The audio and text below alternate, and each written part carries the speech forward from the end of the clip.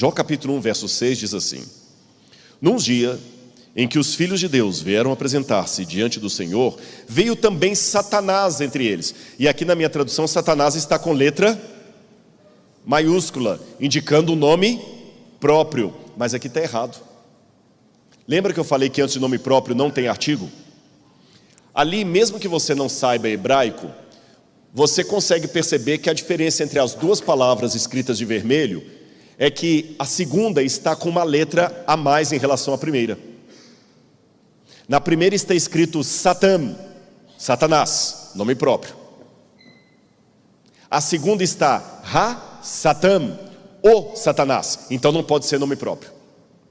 E quando eu leio isso aqui em hebraico, diz assim: quando os filhos de Deus vieram apresentar-se perante o Senhor, veio também Satanás, Gam Ha-Satan. Então não é nome próprio, é título, cargo. Ele apresentou-se perante Deus como Satanás. E o que é Satanás no direito do Antigo Oriente Médio? Advogado de acusação. E quem é o advogado de acusação? Não é um profissional que eu contrato, mas sou eu mesmo, enquanto prejudicado, enquanto lesado.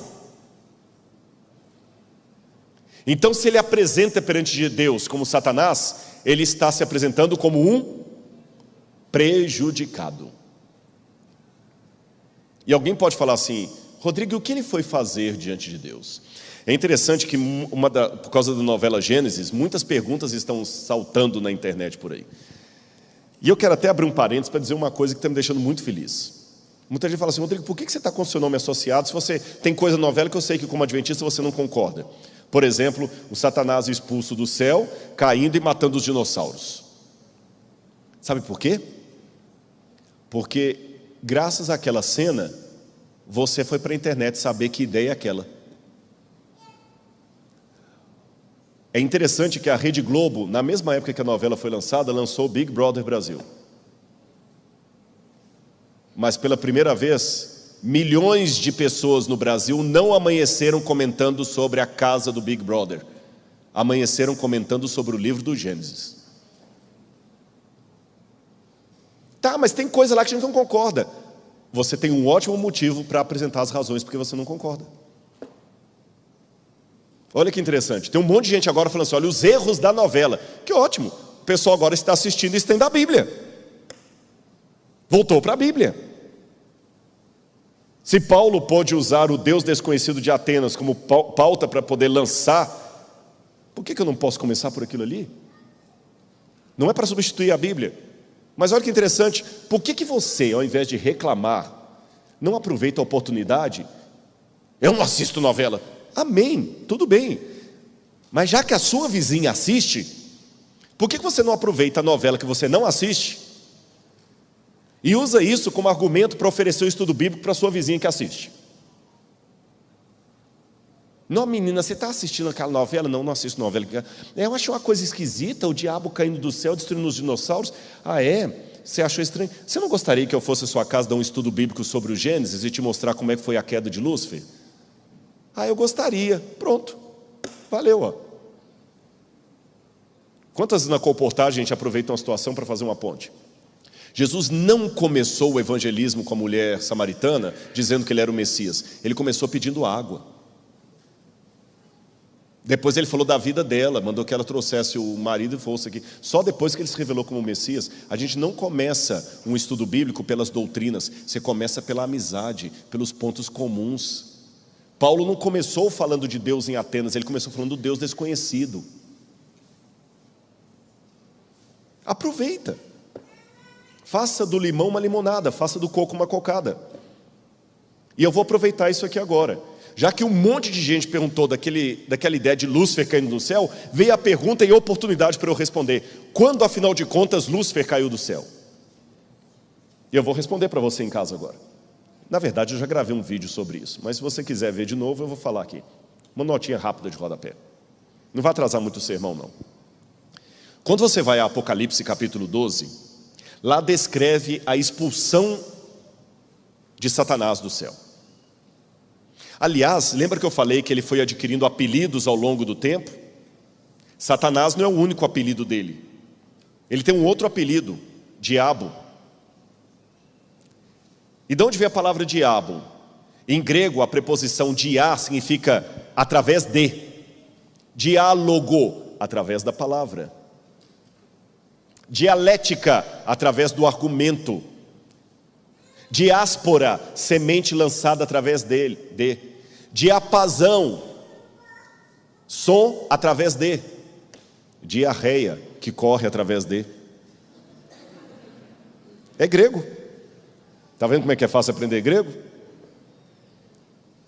Então, porque foi meu aluno no seminário, eu sempre falava, vocês têm que usar grego no púlpito.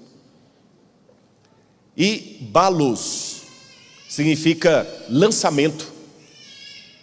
Tanto é que quando você atira com um revólver, você atira uma bala. Quando você vai fazer um teste da balística, balo lançado através de. Balo lançado, lançado através de. Diabalus, aquele que foi lançado através de. Então ele foi lançado do céu na terra. Jesus falou que ele foi lançado como um raio. Lucas capítulo 10. Mas vamos voltar a Apocalipse 12. Apocalipse fala que houve peleja no céu. Miguel e seus anjos pelejaram contra o dragão. Também pelejaram o dragão e seus anjos, todavia não prevaleceram, nem mais se achou lugar deles no céu. E foi expulso o dragão, a antiga serpente, que se chama Diabo e Satanás. Você já sabe por que ele tem esses dois apelidos. Satanás porque ele é o reclamador, e Diabo porque ele foi lançado através de. Foi lançado para a terra com seus anjos. Mas espera um pouquinho. Olha o que diz o Apocalipse. Foi expulso a antiga serpente que se chama Diabo e Satanás. Raciocina comigo. Para o Apocalipse falar que foi expulsa a antiga serpente, é que essa expulsão tem que ter acontecido em algum momento depois da queda de Adão e Eva. Concordam comigo? Porque se ele já é expulso com o nome de antiga serpente, é porque ele já tinha atuado através da serpente. Além disso, o Apocalipse fala que essa expulsão do diabo do céu aconteceu numa época posterior à ascensão do Messias, porque a mulher dá à luz ao menino, ao Cristo, e esse menino ele sobe até o céu, e aí que Satanás é expulso do céu. Então, pela cronologia aqui, essa expulsão de Apocalipse capítulo 12 tem que acontecer depois da ressurreição e ascensão de Jesus. Tudo bem até aí? Mas aí eu tenho um problema.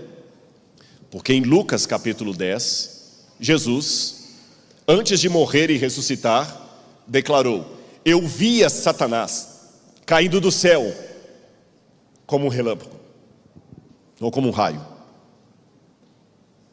E de fato, o livro História da Redenção mostra que ele já perdeu o lugar dele no céu lá no início da rebelião dele.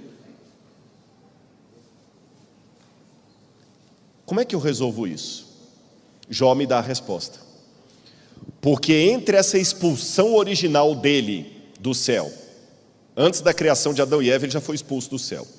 Antes dessa expulsão dele do céu, e essa segunda expulsão dele depois da ressurreição de Jesus, tem o livro de Jó, que fala que os filhos de Deus foram comparecer perante o Senhor, e veio também Satanás entre eles. Essa expressão no hebraico, veio também Satanás, Gam ha-Satan, é uma expressão irônica. É como se dissesse assim: veio alguém que não teria direito de estar ali, que não era para estar ali. É como se falasse o seguinte: foi todo mundo lá em casa, fulano, beltrano, ciclano, e também a fulana de tal. Quando eu falo isso, você sabe que aquela não era para estar ali. Então por que ele foi comparecer perante Deus se ele foi expulso do céu? O diálogo dele com Satanás, o diálogo de Deus com Satanás me responde.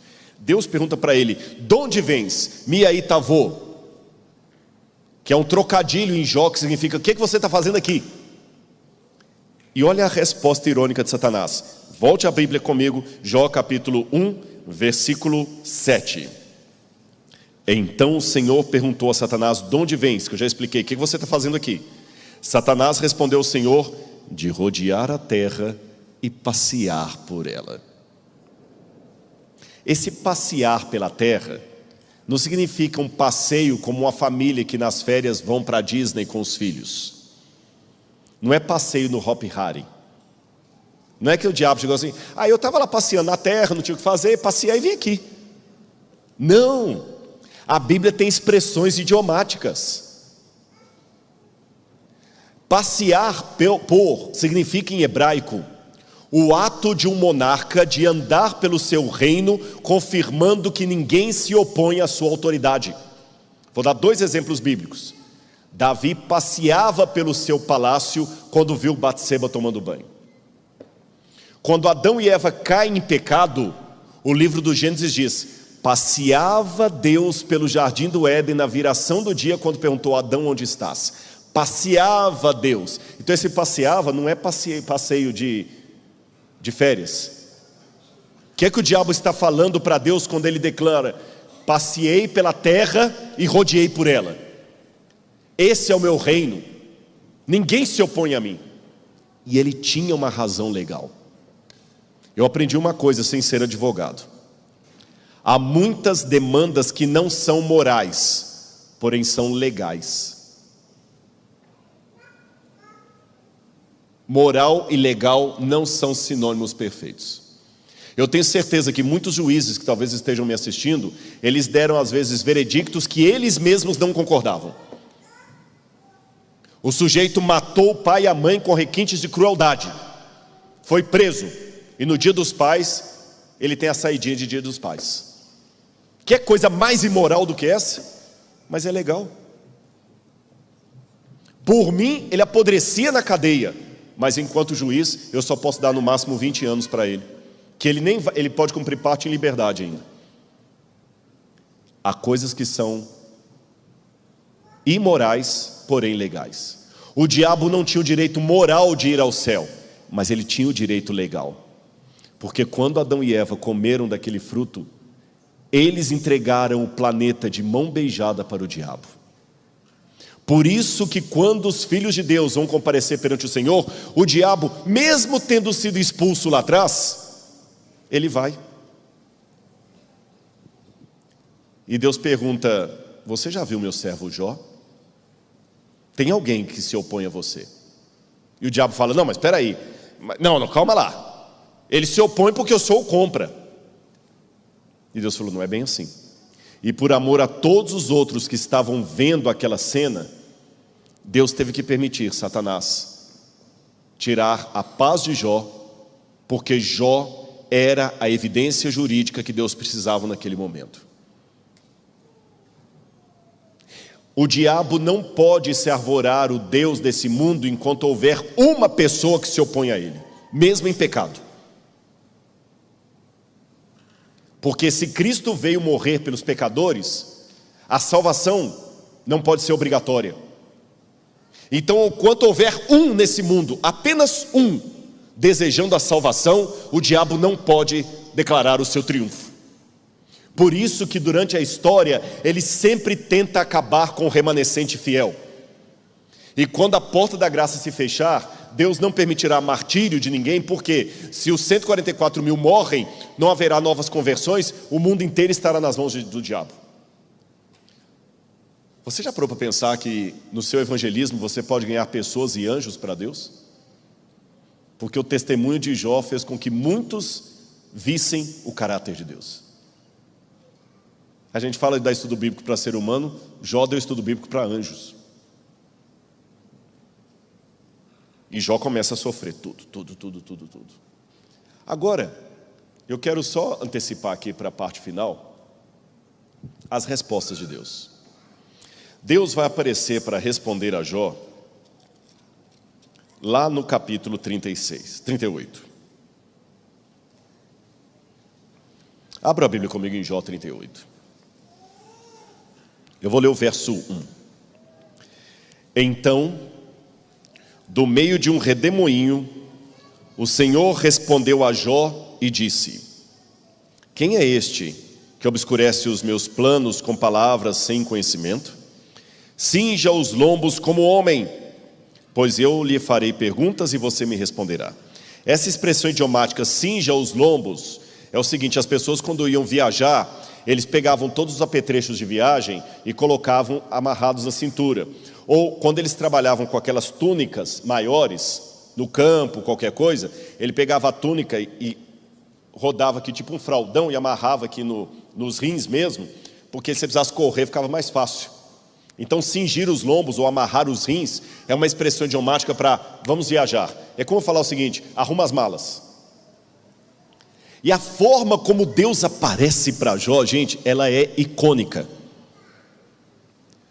Eu sei que para o nosso estilo de humor não parece engraçado, mas para o típico humor do Antigo Oriente Médio, foi uma cena muito pitoresca e engraçada. Deus aparecer num redemoinho seria mais ou menos como se o Todo-Poderoso chegasse agora numa lambreta, daquelas lambretas dos anos 60, e quebrasse o clima pesado da história com um ar de graça. E falasse assim: Jó, quem está questionando aí quem sou eu? Ah, é você, né? Monta na minha garupa, que eu quero dar uma carona para você e quero te fazer umas perguntas. Sabe o pai que fala com o filho assim: olha, entra no meu carro, vamos sair, vamos dar uma volta que eu quero conversar com você. E Jó, tímido, monta na garupa de Deus. E Deus começa a mostrar para Jó todas as grandezas do universo. E fazendo perguntas: onde é que você estava quando eu criei a neve? Quando eu liguei os 7 estrelas e o Orion? Onde é que você estava quando eu fiz isso, quando eu fiz aquilo? E Jó ficou assustado diante da grandeza de Deus e emudecido diante do fato mais óbvio, que você não deve discutir com um especialista. E isso aqui eu digo de carteirinha, não porque eu seja especialista em alguma coisa, mas é que pelo fato de me tornar especialista em alguma coisa, eu descobri o tanto de coisa que eu não sei. Acho que até um ato inconsciente, toda hora que eu falei do direito, eu olhei para você, porque eu sei que eu não sou da área, eu posso falar uma besteira. Por isso que eu não gosto de falar de tudo na internet, porque Jesus era o caminho, a verdade e a vida, e nem por isso ele deu palpite em tudo. Mas tem pessoas hoje que querem ser especialistas em tudo: economia, política, religião, tudo. Ele sabe de tudo. Tem o conhecimento vasto como o oceano e profundo como um pires. E uma característica do especialista é que ele faz coisas que você não entende. Pastor não entende construção, e toda vez que o pastor quis meter o bedelho para construir de um jeito diferente do que o irmão pedreiro estava notificando, depois teve que ir lá porque a igreja estava caindo. Ele fez teologia, ele não é pedreiro. Fique na sua área. Então, como se Deus falasse: Jó, você está querendo discutir comigo? É porque hoje todo mundo é especialista em tudo com o Google, né? Todo mundo é especialista em vacina, todo mundo tem uma opinião qual que é a melhor, qual que não é melhor, que se deve tomar, se não deve tomar. E o que você é formado? Em letras. Todo mundo tem opinião de tudo. Deus: Jó, pare de ter opinião, você não sabe. Aí depois dessa volta, Deus chega com Jó no mesmo ponto onde ele parou. Aí Deus desce da lambreta, Jó desce da lambreta, e Jó já vai saindo cabisbaixo. E Deus fala, capítulo 40, verso 1. O Senhor disse mais a Jó: será que alguém usa de censuras, pode discutir com o Todo-Poderoso? Que responda isso àquele que critica Deus. Imagina a cena: Jó desceu da lambreta de Deus, cabisbaixo, o corpo fala, dizia Pierre Weil, e Jó ali triste, né, acabrunhado, e Deus: então, vai discutir comigo? E Jó foi sendo fininho, calado. Então Jó respondeu ao Senhor e disse: sou indigno, que responderia eu? Põe a minha mão sobre a boca, uma vez falei e não direi mais nada. Mais nada. E Deus falou assim: está satisfeito, Jó? Estou, sim, Senhor. Respondi a todas as suas perguntas? Sim, Senhor. Tem certeza? Tem, sim, Senhor. Não vou falar mais nada, não. Eu respondi a tudo. Você entendeu agora o plano cósmico, que eu sei mais do que você? Mas espera aí, eu não respondi por que eu meti você nessa história. Uma coisa é saber o grande conflito de maneira cósmica, outra coisa é a minha biografia. Uma coisa é ver dados sobre o Covid na televisão, outra coisa é estar com um parente que eu amo entubado. A notícia tem outro sabor. Uma coisa é saber que o World Trade Center caiu em setembro nos Estados Unidos. Outra coisa é ter minha filha trabalhando num andar que foi atingido pelos aviões. Jó, monta aí na carona. Eu quero dar outra volta com você. Senhor, mas não precisa não. Entra. E Jó monta de novo na garupa de Deus. Só que dessa vez, Deus não mostra as grandezas da natureza para Jó. Sabe o que Deus mostra? 2 paquidermes, que em hebraico são chamados de Leviatã, a serpente, o dragão do mar, e Behemoth, que seria um monstro da terra. É ruim que algumas traduções verteram esses nomes hebraicos de Leviatã por crocodilo e Behemoth por hipopótamo, mas eu não gosto dessas traduções. Eu prefiro deixar Leviatã e Behemoth, que são 2 típicos animais que não tem na fauna. São animais monstruosos, mitológicos. Esses animais são o exemplo, o símbolo máximo do mal. Na cultura ugarítica, nós já temos a ideia do deus El destruindo o dragão de 7 cabeças, cortando uma de suas cabeças, está vendo lá? No Apocalipse também fala do dragão, que é a antiga serpente. E geralmente, o livro de Jó fala de 2 animais, um marítimo, outro terrestre. Um do mar, outro da terra. No Apocalipse também você tem 2 bestas, em Apocalipse 13. Uma besta que surge do mar e uma besta que surge da terra. 2 monstros caóticos representando a totalidade do mal. E no livro de Jó, Deus começa a lutar, e a própria pergunta de Deus e reação de Jó dá a entender que Deus tem até alguma dificuldade com aqueles animais. Aí Jó, será que você consegue pescar o Leviatã com o anzol? E o Behemoth? E o Jó, que na primeira carona ficou só estarrecido com a grandeza da natureza, agora ele estava apavorado de medo. Eu imagino o Jó querendo até se esconder atrás de Deus, enquanto Deus duela com aqueles animais ali. E quando Deus termina aquela batalha, eu imagino Deus terminando até sôfrego. Entra, Jó, vamos voltar. E Deus está cansado. E Deus pergunta, você entendeu agora, Jó? Aí Jó responde, bem sei que tudo podes. Jó 42, verso 2. E nenhum dos teus planos pode ser frustrado. Tu perguntaste, quem é este que sem conhecimento encobre os meus planos? Na verdade, eu falei do que eu não entendia, coisas que são maravilhosas demais para mim. Dessas coisas eu não conhecia. Disseste, escuta porque eu vou te falar. Farei perguntas e você me responderá. Eu te conhecia, Senhor, só de ouvir, mas agora os meus olhos te contemplam. No hebraico, na poesia de Jó, esse agora os meus olhos te contemplam, sabe o que dá a entender? Deus se fez pequeno demais e Jó pôde olhar para ele. Lá nos lamentos de Jó, ele dizia, você não é homem para partilhar das canseiras dos mortais. E Deus, ao duelar com aqueles animais, duelou como homem. Ele falou, Jó, isso aqui é para você entender, que eu participarei da canseira dos mortais, porque eu me farei carne para morrer no seu lugar, para que o seu sofrimento não seja eterno. Eu luto com esses animais, e eu me machuco também, Jó. Eu me machuco, e muito. É o que Paulo fala, que para mim é uma das teologias mais lindas de Paulo, o esvaziamento de Cristo, que se fez carne e habitou no meio de nós. E antes que você se assuste com o que eu vou declarar, eu digo para você, Deus não luta com o diabo como Deus. Rodrigo, isso é blasfêmia. Sabe por que não é?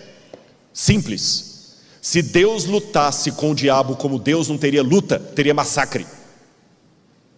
E quando eu fiz menção de Ellen White aqui, o título da obra é O Grande Conflito, não O Grande Massacre. Você acha que se Deus lutasse com o diabo como Deus, teria luta? Teria. Existe uma luta real entre Mike Tyson e essa bebezinha que está aqui? Não. Só o fato de ter um grande conflito entre o bem e o mal é que o bem não está usando todas as suas armas. Deus está vencendo o diabo com o seu caráter mais do que com o seu poder. Porque é fácil ser Deus enquanto Deus. Difícil é continuar sendo Deus com limitações. E ele assumiu, ele não perdeu a divindade dele, Jesus não perdeu nada, mas ele assumiu limitações quando veio morrer no nosso lugar. E o preço para devolver a terra para Adão, Eva, Jó e nós, tinha que ser o sacrifício do Cordeiro. E é por isso que ele volta para o céu e pode expulsar o diabo dali. Porque Cristo recupera juridicamente a terra que nossos pais perderam. E essa guerra de Deus com os dois animais fará Deus ficar machucado para sempre. Sabe por quê? Porque Cristo ficará por toda a eternidade preso a um corpo humano, com as marcas da crucifixão. Por isso que no Apocalipse, quando João vê Jesus no trono do Pai, ele vê Jesus como um cordeiro degolado. No corpo glorificado de Jesus, tocado por Tomé, ainda está a marca da cruz. Ou seja, aquela dor que você tem, aquela cicatriz, tem data de validade. A dele será eterna. Quando perguntam para Jó, onde está o meu pai? Eu digo, está no mesmo lugar que estava quando Jesus morria na cruz do Calvário. Quando perguntam por que Deus permitiu o mal no universo, eu pergunto em retorno, quem pagou o maior preço? Foi Deus. Porque todos os demais terão sofrimento limitado, o dele vai ser perpétuo, o machucado para sempre. E aí, você que está me ouvindo em casa, já parou para pensar que Jesus ficará por toda a eternidade preso a um corpo humano? Paulo diz que nós, quando formos glorificados, teremos um corpo semelhante ao de sua glória. Como é que eu posso ter uma glória semelhante a Deus? Eu não tenho como ser Deus, mas Deus tem como ser um homem, um ser humano glorificado.